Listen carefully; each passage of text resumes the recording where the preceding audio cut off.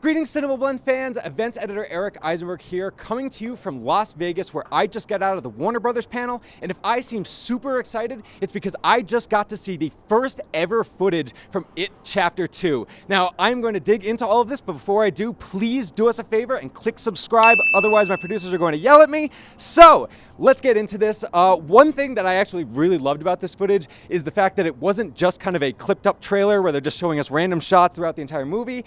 They actually showed us a nice little scene, and it's a scene that fans of Stephen King's book will definitely remember. It is the scene where Beverly Marsh, who as an adult is played by Jessica Chastain in the film, decides to go home. She revisits her childhood home where her father grew up, which if you are a fan of the book, you'll remember her father isn't around anymore when she's adult. He's actually passed away. So when she knocks on the door, an old woman answers. She kind of delivers the bad news that he has passed, which of course, because of that abusive relationship, complicated feelings. But anyway, the old woman invites Beverly in. They kind of communicate for a bit, and you slowly start to realize that not everything is super kosher with this lady.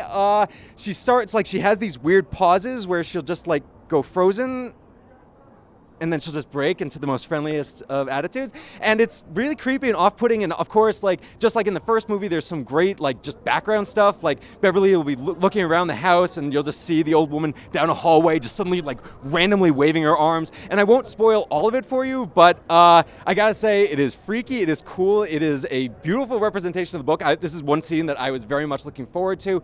Fully satisfied. Obviously, there's still a lot more to see. There is an entire cast of characters, and I will say that all the footage did end with kind of one of those quick cut trailers where we got to see all of the adult characters, and of course it ended with an amazing shot of Bill Skarsgård as Pennywise. Just an amazing reintroduction where he just emerges out of the dark.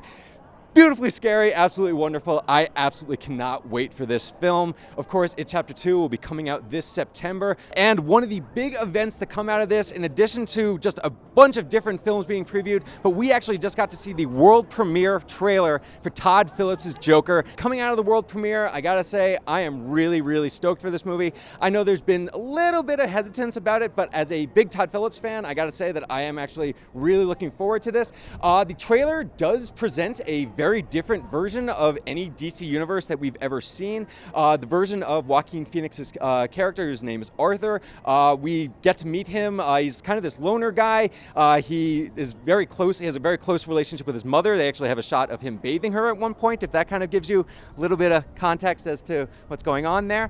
But he has a job as a sign spinner where he actually dresses up as a clown professionally, so that's kind of a whole bit. However, he is also regularly abused. He is there, for example, we see a scene when he's doing his sign spinning job. It gets knocked out of his hand, or it gets stolen by a bunch of kids who he chases them through a hallway. They wind up beating the crap out of him. There's another scene later in the trailer where he's in a subway car and he's still dressed in his clown makeup, and he once again gets his ass kicked. So you can kind of start to see kind of what's starting to boil over with this guy a little bit. And as this trailer progressed, he actually has kind of multiple different versions of the clown makeup, which I think is a bit interesting. But at the very end, there is, of course, that big shot of him in the Joker makeup, which we've seen from on-set photos. And truly, it looks magnificent. It looks scary. It looks weird. It looks like a design unlike anything we've actually seen from the Joker before. But I think that it really fits with the aesthetic of this, and I am really tremendously excited for it. Joaquin Phoenix, of course, is really just one of the best actors around, and this role, it looks honestly transformative for him. There's actually this shot of him sitting down, just crouched over on a bench in what kind of looks like a gym, and even his back looks weirdly scraggled and strangly. It's weird. It's very strange, and just there is a weird physicality to the performance. And I will also add that you get to hear Joker's laugh in this, and it is a bona fide cackle, people. It is a gorgeous piece of work that is very much befitting the Joker, and I think you guys are going to be impressed. This trailer is kind of more of a tonal piece than it is a feature trailer. It didn't really give away too much of the story. It's more just about kind of giving you a sense of who Joaquin Phoenix's character is, kind of the tone of his entire life. And in fact, actually one thing that was driven home both by Todd Phillips' introduction and by the actual trailer itself is the fact that this movie is being described as a tragedy. And when you think about that in the context of it being a Joker origin story, that's an interesting way to look at it, because it kind of suggests that this guy is going to start in a somewhat happy place and just see his life kind of slowly roll downhill until finally you hit rock bottom, which I imagine is the creation of one of Gotham's greatest villains. And it looks exciting, it looks cool, and I can't wait to see more. Guys, Godzilla. Holy shit, wow. They just showed, obviously we have seen a few trailers for Godzilla King of the Monsters already, coming to you this spring from director Mike Dougherty. However, what they just showed here at the Coliseum at Caesar's Palace absolutely blew my mind. Now, to get into this footage, it was kind of a weirdly structured footage in the sense that it was kind of an extended version of a single scene, however, kind of a bit chopped up. So you kind of just got a certain sense of what's going on. However, what is ultimately super important is just the scale of everything. Essentially, what the scene opens up with is it looks like Vera Farmiga and Millie Bobby Brown's characters are next to this big giant ice wall, which happens to be shielding the great monster known as Ghidorah, and I hope I'm pronouncing that right. Please don't torture me in the YouTube comments. I'm trying my best here, people. Anyway, clearly, it's Vera Farmiga's plan. She wants to free these monsters. Not entirely clear why. Unfortunately, that's going to be a secret that's left for the big screen. However, she does, and there's this big epic scene in this huge ice tundra type environment where you see these military members of the military running, including Kyle Chandler and O'Shea Jackson Jr.'s characters, and there's just the ice is cracking, there's this huge explosion of this giant facility, and suddenly out of the ice you start seeing like these waving tentacles. All of a sudden you see all three heads of King Ghidorah. It is intense, it is epic, and of course it is punctuated by a huge lightning blast that is just insane.